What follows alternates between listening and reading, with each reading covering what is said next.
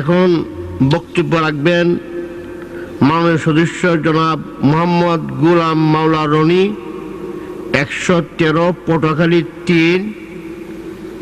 আপনার সময়সীমা 7 মিনিট। জি।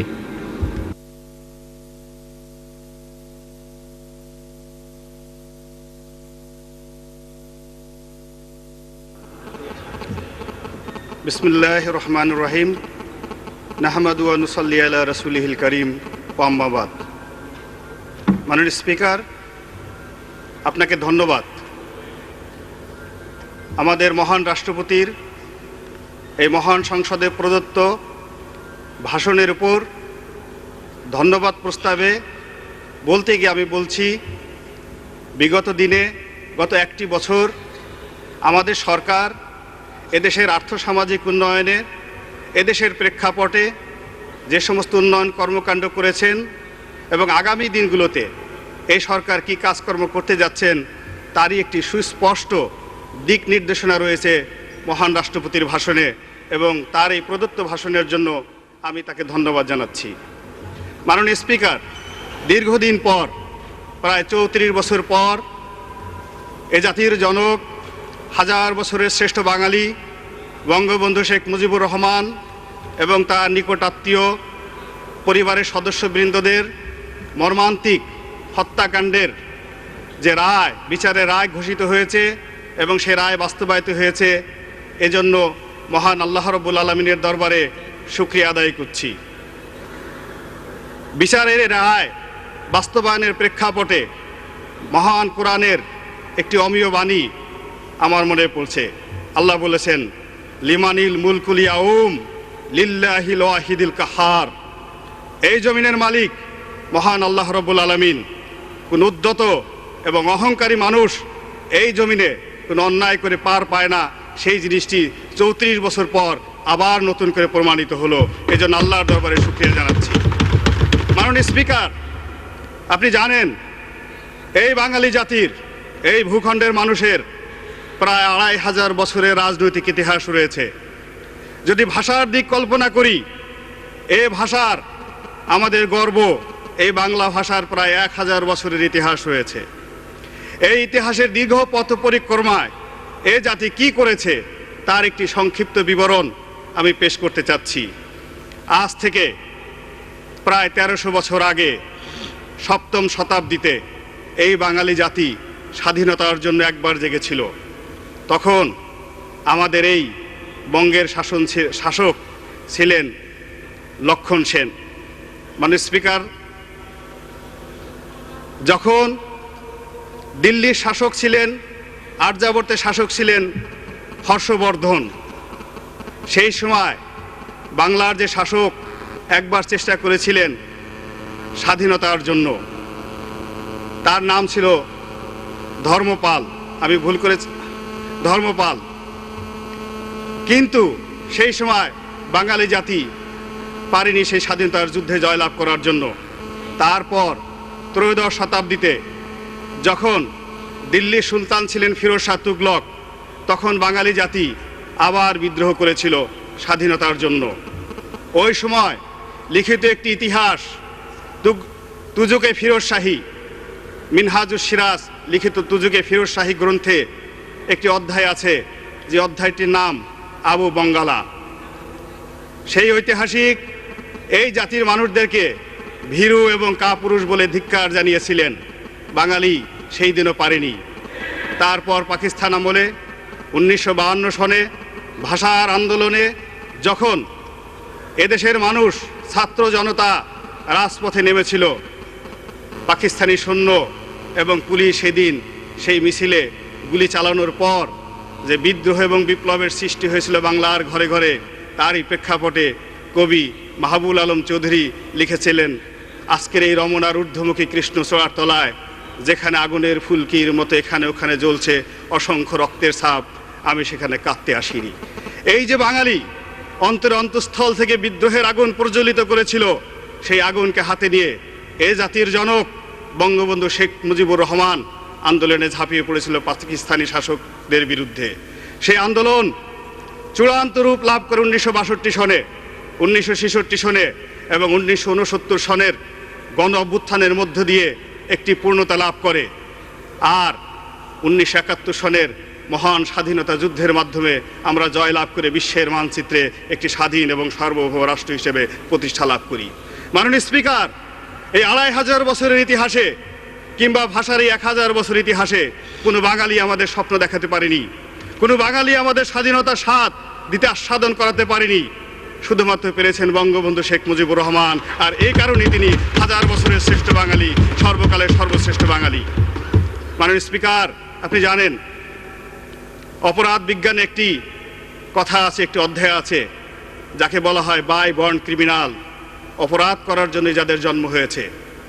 যদি বাংলাদেশের প্রেক্ষাপট ধরি, এদেশের রাজনীতিতে বিএনপি এবং তার সহযোগী জামায়াত ইসলামী যে কাজ করছে, যে প্রতারণা করছে, যে অসত্য এবং প্রতারণামূলক তথ্যের মাধ্যমে এই জাতিকে বিভ্রান্ত করছে, এই ইতিহাস এই সভ্যতার জগতে অন্য কোনো দেশে পাওয়া যাবে না। জামায়াত ইসলামী দলটি আপনি জানেন মাননীয় স্পিকার 1941 সনে প্রতিষ্ঠা হয়েছিল। এরপর থেকে ধর্মের নামে, ইসলামের নামে, আল্লাহর নামে এই পাক ভারত উপমহাদেশে তারা যে প্রতারণা করে যাচ্ছে, এই উপমহাদেশে এই দলটির দ্বারা ইসলামের যে ক্ষতি হয়েছে আর অন্য কারো দ্বারা সেই ক্ষতি হয়নি। কি ছিল সেই দলের প্রতিষ্ঠাতা? মাওলানা আবুল আলা মওদুদী বলতেন, এইভাবে প্রকাশ্য জনসভায় লাঠি উঁচিয়ে বলতেন, ও মোহাম্মদ কোন হ্যায়, আমার এই লাঠির যে শক্তি আছে মৃত মোহাম্মদ রাসূলুল্লাহ সাল্লাল্লাহু আলাইহি সাল্লামের সেই শক্তিটুকু নাই। এই হলো তাদের ইসলাম, এই হলো তাদের ধর্ম। যদি ধরেন আর ইতিহাস পিছনে যান, জামায়াত ইসলামী যে তথ্যের ভিত্তিতে রাজনীতি করে সেই তথ্যকে বলা হয় মওদুদিবাদ। মাওলানা আবুল আলা মওদুদী যে তথ্যের ভিত্তিতে রাজনীতি শুরু করেছিল তাকে বলা হয় ওহাবিবাদ। 1756 থেকে 1786 খ্রিস্টাব্দ পর্যন্ত সৌদি আরবের মাটিতে এই মাওলানা আবু ওহাব নজদি যে রাজনীতি শুরু করেছিলেন, আল্লাহ রাসূলকে অবমাননার রাজনীতি, যে রাজনীতি শুরু করেছিলেন সাহাবা একরামদের অবমাননার রাজনীতি, সমস্ত 10,000 সাহাবীদের সমস্ত কবর তিনি ভেঙে চুরমার করে দিয়েছিলেন। এবং তিনি একই কথা বলতেন যে মুহাম্মদুর রাসূলুল্লাহ এবং তার সাহাবী যারা মারা গেছেন তাদের ন্যূনতম শক্তি নাই, তাদের কোনো ক্ষমতা নাই, তাদের কোনো মর্যাদা নাই। সেই রাজনীতি যদি এই জমিনে হয়, তাহলে বর্তমান প্রেক্ষাপটে মাননীয় স্পিকার, যদি এই দেশে জামায়াত ইসলামী আসে, এ দেশের শহীদ মিনার থাকবে না। স্পিকার, আমাকে 2-3 মিনিট সময় দিবেন। আপনি শুনেন, আপনার সময় আরো 5 মিনিট বৃদ্ধি করা হলো। মাননীয় স্পিকার, যদি জামায়াত ইসলামী এবং তার দোসরেরা এই দেশের রাষ্ট্র ক্ষমতায় পুনরায় আসে, কি হবে? তারা যা বিশ্বাস করে, এই দেশে হাইকোর্ট মাজার থাকবে না। এই দেশে তারা প্রথম যে কাজ করবে, এই জিয়াউর রহমানের মাজার তারা নিজের হাতে ভেঙে ফেলবে সেই দিন। কেননা তারা বিশ্বাস করে মাজারে জিয়ারত করা হারাম। তারা শহীদ মিনার ভেঙে ফেলবে, তারা এদেশের যত স্থাপনা আছে সমস্ত কিছু ভেঙে ফেলবে। তারা মুখে বলে ইসলাম, আর কর্মে তারা কি করে? তারা মৃত মানুষের কবর জিয়ারত করাকে মনে করে হারাম। আপনি দেখবেন জামায়াত ইসলামের মসজিদগুলোতে গিয়ে তারা নামাজ পড়ে, নামাজের পরে তারা মুনাজাত করে না, তারা মুনাজাত করাটাকে বেদাত মনে করে। তারা সফর করতে নিষেধ করে। তারা এমনকি বাংলাদেশে যে দ্বিতীয় বৃহত্তম জামাত হয় তাবলিগ জামাত, এই তাবলিগ জামায়াতের, বিশ্ব তাবলিগ জামায়াতের জামাতটাকে তারা হারাম মনে করে এই জামায়াত ইসলামী। এইভাবে তারা ইসলামের নামে দেশ এবং জাতিকে বিভ্রান্ত করতেছে। তাদের সম্পর্কে আল্লাহ রাসূল কি বলতেন? একদিন আল্লাহ রাসূলের দরবারে বিভিন্ন এলাকা থেকে সাহাবীরা আসছেন এবং তিনি তাদের জন্য দোয়া করতেছেন, হে আল্লাহ, তুমি রহমত নাজিল করো মদিনার অধিবাসীদেরকে। হে আল্লাহ, তুমি রহমত নাজিল করো ইয়ামেন দেশের লোকদের। জনৈক সাহাবা বললেন, ইয়া রাসূলুল্লাহ, আমি নজদ প্রদেশ থেকে এসেছি, আজকের সৌদি আরবের রাজধানী রিয়াদের কাছাকাছি, আমাদের এলাকার লোকজনের জন্য আপনি দোয়া করেন। আল্লাহ রাসূল দোয়া করলেন না। উনি আবার বললেন, আল্লাহ রাসূল দোয়া করলেন না। এরপর মোনাজাত শেষ হলে উনি বললেন, ইয়া রাসূলুল্লাহ, আমাদের অপরাধ কি? আপনি কেন নজদের অধিবাসীর জন্য দোয়া করলেন না? আল্লাহ রাসূল বললেন, তোমরা শুনে রাখো, ওই নজদ প্রদেশ থেকে এমন এক মানুষের উদ্ভব হবে যার উপাধি হবে শয়তানের শিং। এবং যার দ্বারা এই জমিন ইসলামের নবুয়তের খেলাফতের যে ক্ষতি হবে, এই ক্ষতি আর কোনো সম্প্রদায় দ্বারা অতীতে কখনো হয় নাই। বিভিন্ন মুফাসসিরিনে কেরাম, ওলামায়ে ইকরাম তাদের তাফসিরে বলেছেন, ওই শয়তানের শিং বলতে যে লোকটিকে আল্লাহ রাসূল বুঝিয়েছেন সেই হলো মাওলানা আবু ওয়াহাব নজদি। সেই আবু ওয়াহাব নজদির মতবাদী এই দেশে জামায়াত ইসলামী প্রচার করতেছে। মাননীয় স্পিকার, এই যে তারা মুখে ধর্মের কথা বলে, কর্মে অধর্মের কাজ করে, তাদের যদি প্রতিষ্ঠার চিন্তা করেন 1941 সনে যখন এই ব্রিটিশ ভারতে এদেশের মুসলমানরা স্বাধিকার আন্দোলনের জন্য আন্দোলন করছে, তখন মাওলানা আবুল আলা মওদুদী, তার অন্যতম সহযোগী মাওলানা রশিদ আহমেদ গাঙ্গুলি, দেওবন্দ মাদ্রাসার শিক্ষক, এবং বেহেশতি জেওরের লেখক মাওলানা আশরাফ আলী খান থানভী, এরা একসাথে যুক্তি করে ব্রিটিশদের টাকা খেয়ে তারা তৎকালীন মুসলিম লীগের বিরুদ্ধে একটি বিকল্প শক্তি হিসেবে তারা রাজনীতি শুরু করেছিল। সেই রাজনীতির বিষ বাষ্প আর সারা বাংলাদেশের ঘরে ঘরে ছড়িয়ে পড়েছে। আল্লাহ জানতেন, মহান আল্লাহ রাব্বুল আলামিন জানতেন, এই জমিনে জামায়াত ইসলামীর মতো দলের আবির্ভাব হবে যারা ইসলামকে ক্ষতি করবে, যারা তার রাসূলকে অনুসরণ না করে তাকে অপমানিত করবে। অথচ ইসলামের মূল আকীদায় আল্লাহ রাসূলের বিরুদ্ধে কোনো টু শব্দটি করা যাবে না, এবং তার প্রত্যেকটি কথা মুসলমানদের ঈমানের প্রধান অঙ্গ, সেটা অক্ষরে অক্ষরে পালন করার জন্য।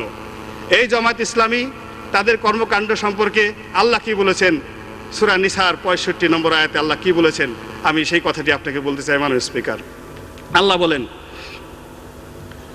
ফালা ওয়া রাব্বিকা লা ইউমিনুনা হাত্তা ইউহাক্কিমুকা ফিমা শাজারা বাইনাহুম সুম্মা লা ইয়াজিদু ফিহি আনফুসিহিম হারাজান মিম্মা ওয়াকাযাইতা ওয়া ইউসাল্লিমু তাসলিমা। আল্লাহ বলেন, তোমরা যতক্ষণ পর্যন্ত তোমাদের ব্যক্তিগত জীবনে, সামাজিক জীবনে, রাজনৈতিক জীবনে, অর্থনৈতিক জীবনে, চিন্তা চেতনায়, কর্মে আমার রাসূলকে অনুসরণ করতে না পারবে, ততক্ষণ পর্যন্ত তোমরা মুমিন হতে পারবে না, মুসলমান হতে পারবে না। মাননীয় স্পিকার, এই আয়াতটি দ্বারাই বোঝা যায় যে জামায়াত ইসলামী বাংলাদেশে আসলে কি করছে, এবং তাদের ধর্ম এবং তাদের মতবাদ সম্পর্কে এদেশের মুসলমানদের উপরে আমি দায়িত্ব দিলাম, তারাই বিচার করুক। মাননীয় স্পিকার, আপনাকে ধন্যবাদ। ওয়া আখিরু দাওয়ানা আনিল হামদুলিল্লাহি রাব্বিল আলামিন। আসসালামু আলাইকুম ওয়া রাহমাতুল্লাহি ওয়া বারাকাতুহু। রাষ্ট্রপতি, ঠিক আছে, প্রথমে দিয়েছি রাষ্ট্রপতি জি, সম্পর্কে না, ধন্যবাদ। চলবে। জয় বাংলা, জয় বঙ্গবন্ধু, জয় হোক মেহনতি মানুষের। মাননীয় সদস্য, আপনার এই বক্তব্যের জন্য আপনাকে অসংখ্য ধন্যবাদ।